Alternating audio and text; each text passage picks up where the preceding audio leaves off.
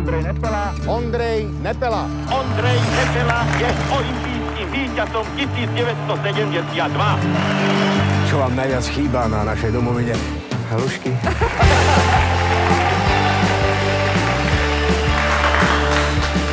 Ondrej reprezentuje od malička.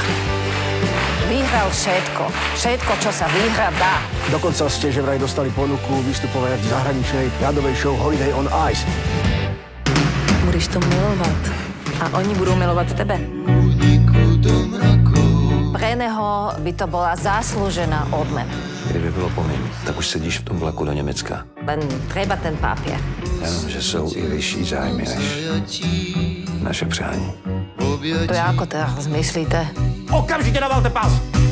Ja si ho teď na vás dám. Dobrý pozor, Nepelo! Neboj sa.